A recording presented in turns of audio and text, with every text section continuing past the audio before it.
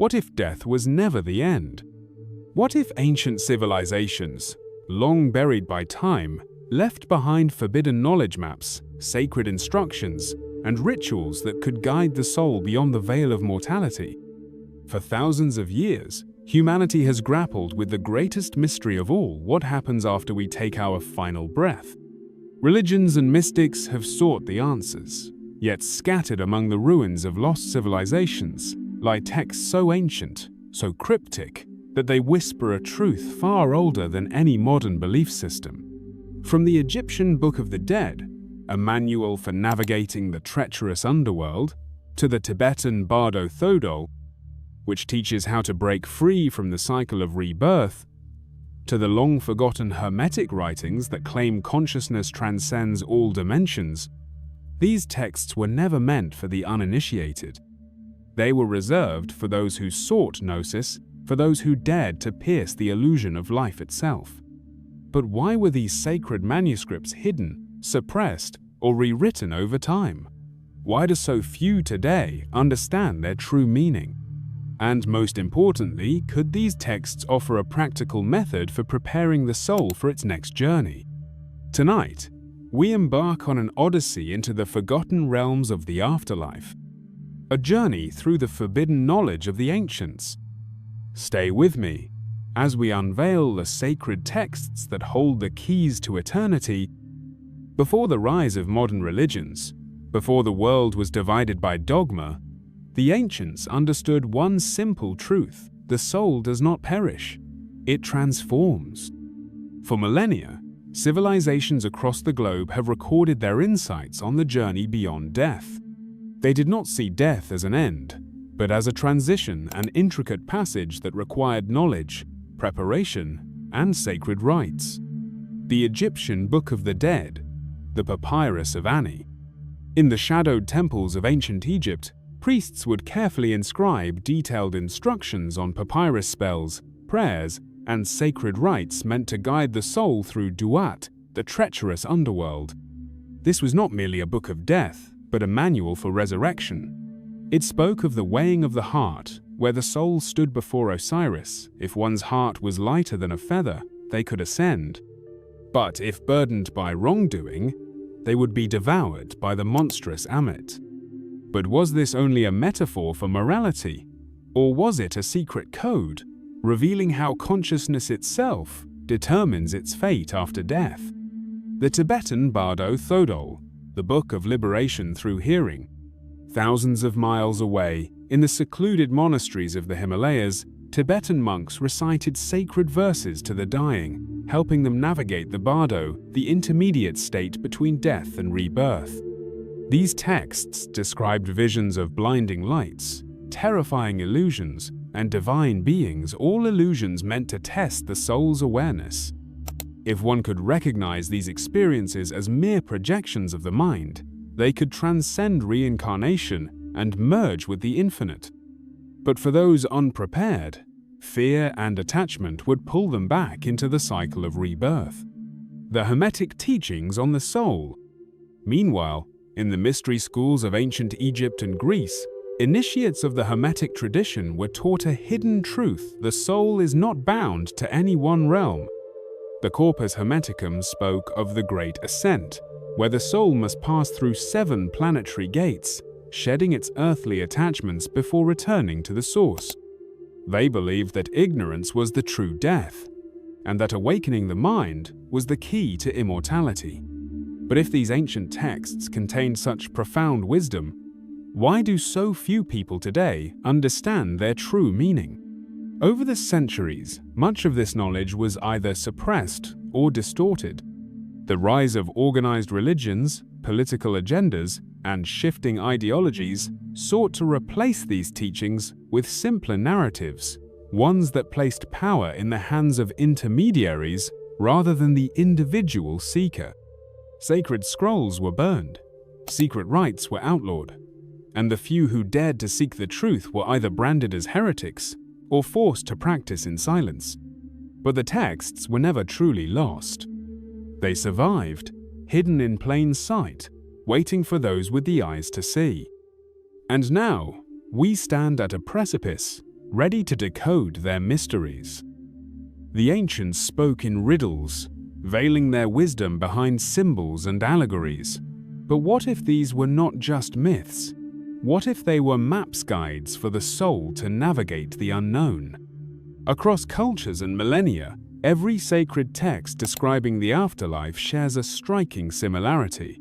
The soul embarks on a journey beyond the veil, encountering tests, illusions, and revelations.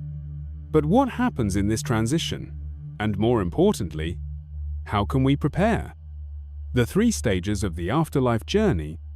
Through a deep analysis of these ancient texts, we uncover a profound pattern, 3 distinct phases that every soul must pass through after death. Part the threshold, the moment of departure, the trials, the illusions and tests of the soul, the ascent, merging with the infinite or returning to rebirth. Each phase reveals something profound, not just about death, but about life itself. Stage 1. The threshold, crossing into the beyond. Egyptian teachings, the passage through Duat. The Egyptian Book of the Dead describes a moment of awakening when the soul realizes it has left the physical world. It suddenly finds itself in a realm between realms, a twilight zone known as Duat. Here, spirits wander, some confused, some clinging to earthly attachments, while others move with purpose toward the Hall of Judgment. In this phase, the soul may encounter familiar figures, ancestors, spirit guides, even deities who act as intermediaries. But the great secret hidden in these texts is this: these figures are not external beings, but reflections of the soul's own consciousness. Could it be that the afterlife is not an external place, but a projection of the mind itself? Tibetan Bardo teachings, the shock of awakening.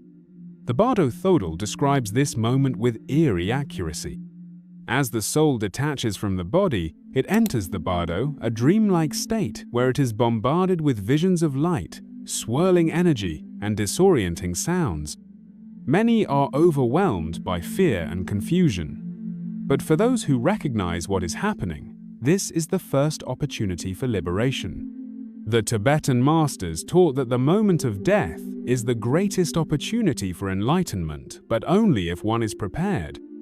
Could this be why meditation, dream practices, and visualization exercises were so vital in these traditions? Were they training for the final moment of awakening? Stage 2. The trials, the illusions of the mind. The second phase of the afterlife journey is where the great testing begins. The Egyptian weighing of the heart. In the Hall of Ma'at, the deceased stands before the scales of judgment. One's heart is placed on the scale, weighed against the feather of truth. If it is light, the soul ascends. If it is heavy with regrets, attachments, or ignorance, it is cast back into darkness. This is often interpreted as a moral judgment, but the esoteric meaning suggests something deeper. The heart is a symbol of consciousness.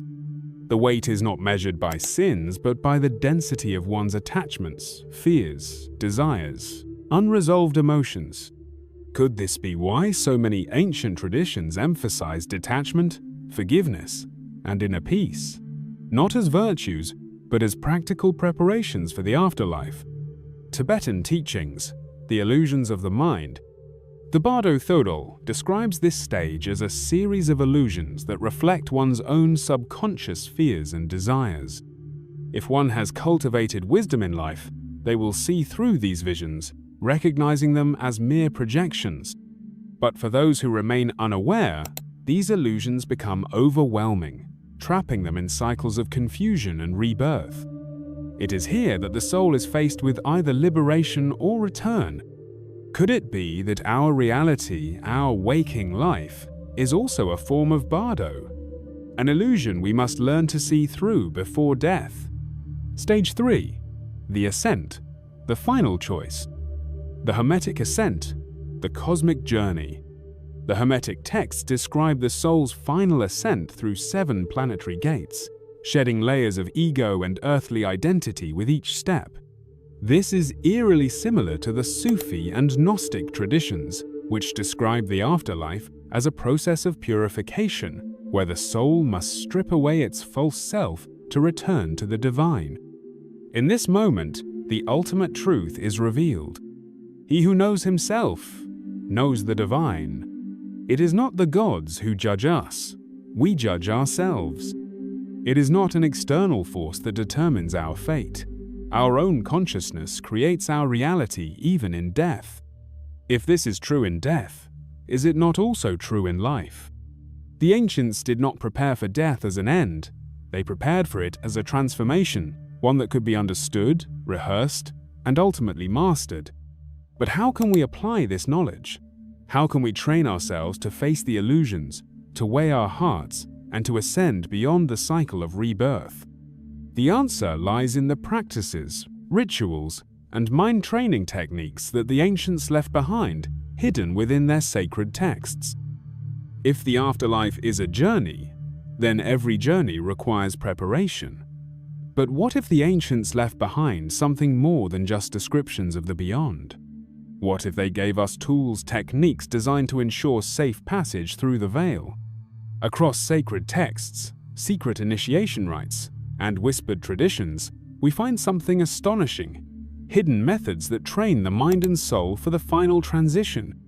Techniques so profound that they not only prepare one for death, but transform life itself. The three sacred techniques of the ancients: conscious death rehearsal, the art of practicing the afterlife. For the deathless mind, training consciousness to transcend the illusion. The sacred words, incantations, mantras, and the power of sound.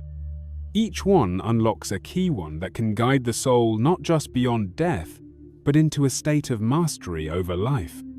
The first technique, conscious death rehearsal. Egyptian temple practices, the ritual of becoming Osiris.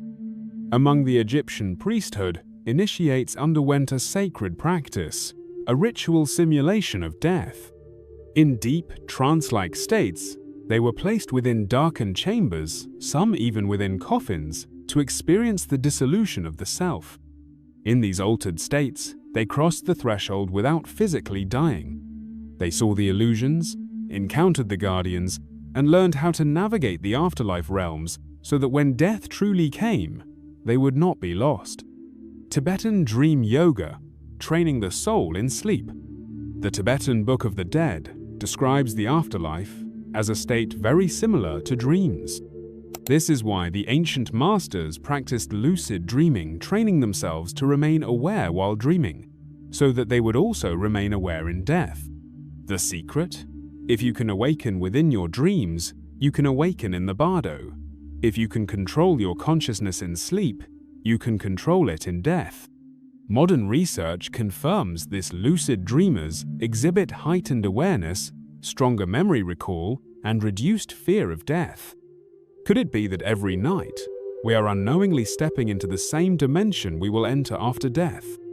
The second technique, the deathless mind. The Gnostic secret, escaping the illusion.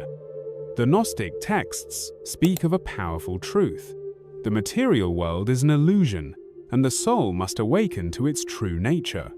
The Gospel of Thomas states, "Recognize what is before your eyes, and what is hidden will be revealed to you, for there is nothing hidden that will not be made manifest."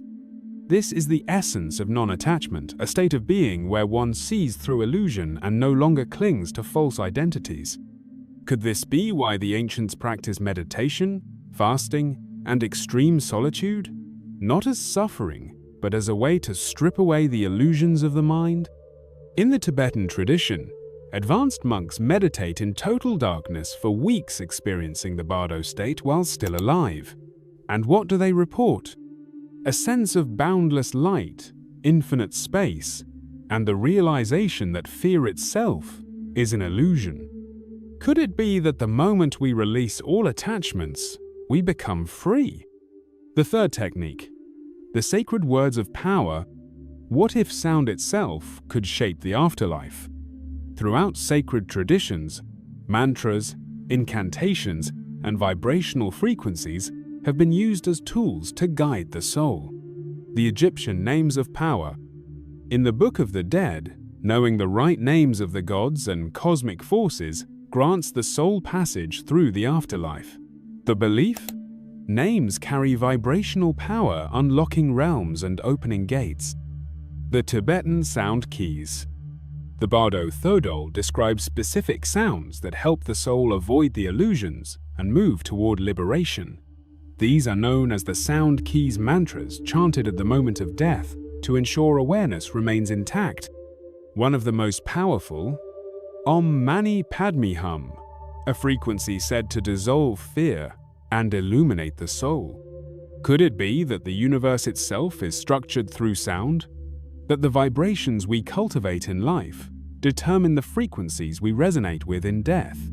The final secret, mastering the art of transition. All of these techniques lead to one ultimate realization. Death is not the end, it is a test. A test to see whether we recognize the illusion, whether we remain conscious beyond the veil, and whether we can navigate the realms beyond. The question is not just what happens after death. The real question is, will you be ready? The ancient texts were never meant to be read. They were meant to be lived. But how do we bring these practices into our own lives? How do we apply this wisdom to transform not just our understanding of death, but our experience of life itself? The answers lie in the final teachings, the practical applications that will allow you to step beyond fear, beyond illusion, and beyond limitation itself. The ancients did not leave us maps of the afterlife simply to satisfy curiosity. These texts were not written for the dead, but for the living. They contain a sacred key, a blueprint for those who seek not just to understand death, but to master it. Because to master death is to master life itself. These teachings were designed to be applied now, in this moment. They offer more than theories, they offer transformation. So the question is, how do we use this knowledge to prepare? How do we integrate these lost techniques into our daily existence? The answer lies in 3 fundamental practices, each one drawn directly from the ancient texts. Practice 1. Awakening in dreams to awaken in death. The Tibetan masters knew the secret. Our dreams and the afterlife are reflections of the same dimension. They believed that if you could train yourself to remain conscious in dreams, you could remain conscious in the afterlife. This is why they practiced dream yoga lucid dreaming as a preparation for death. How to practice? 1. Reality checks. Throughout the day, ask yourself, am I dreaming? Test reality by looking at your hands, checking a clock, or trying to push your finger through your palm. The habit will carry into your dreams. 2. Intention before sleep. As you lay in bed, repeat the mantra, "Tonight, I will awaken in my dreams. I will see through the illusion." 3. Recognizing the dream state. If you find yourself in a dream, do not react emotionally. Instead, observe, stay aware. Ask yourself, if this is a dream, what will I do when I awaken beyond this life? By mastering awareness in the dream state, you train yourself to remain conscious in the bardo, the realm between death and rebirth. Practice 2. Dissolving the fear of death through daily rituals. The greatest illusion, the Egyptian Book of the Dead teaches, is that we are separate from eternity. In every tradition, those who conquered the fear of death were those who faced it daily. They meditated upon it, they rehearsed it, and in doing so, they stripped away the illusion of fear. How to practice? 1. The contemplation of impermanence. Each morning, sit in stillness and reflect. Everything I love, everything I own, even this body, is temporary. Not as a thought of despair, but as a realization of freedom. 2. Symbolic death meditation. Close your eyes. Visualize your body dissolving, your identity fading into light. What remains? Who are you beyond the self? 3. Walking the path of the ancients. Visit old ruins, ancient sites, or cemeteries. Feel the passage of time. Understand that, like those before you too will one day pass, but something eternal within you will not. Through this practice, the illusion of fear begins to fade. What remains is clarity. Practice 3. Using sacred sound to navigate the beyond. The ancients believed that sound is the bridge between worlds. In Egyptian rites, the correct pronunciation of sacred names allowed safe passage. In Tibetan teachings, specific mantras anchored the soul in awareness. The truth is, certain sounds harmonize consciousness with higher realms. They can be used in life to awaken the mind, and in death to maintain clarity. How to practice? 1. Daily chanting. Every morning recite a mantra designed to elevate consciousness. One of the most powerful is Om Mani Padme Hum, meaning, the jewel is in the lotus, the truth is within. 2. Sacred resonance before sleep. As you lay in bed, chant in a low tone. Let the vibration fill your body. Feel your consciousness expand beyond the self. 3. Sound as a passageway. In meditation, listen to binaural beats or overtone chanting. These frequencies align the brain with altered states, the very states reported by those who have glimpsed the afterlife. By attuning yourself to these vibrations now, you train your consciousness to follow them beyond this world. What the ancients knew is that death is not the end. It is a test, a passage, a transition from one state of being to another. And the question is not whether this journey will come for you, but whether you will be prepared when it does. Because to prepare for death is to awaken to life, to strip away illusion, to free the mind, to live as one who has already stepped beyond the veil unafraid, unshaken, and deeply truly awake. The ancients did not fear death because they understood its secret. The question is, do you? Are you prepared to awaken, or will you be lost in the illusion when the time comes? The knowledge has been revealed. The path has been shown. The next step is yours to take. If this knowledge has awakened something within you, make sure to like this video, subscribe for more hidden wisdom, and share your thoughts in the comments below. What do you believe lies beyond the veil? And remember, true wisdom is not just knowing the path, but walking it.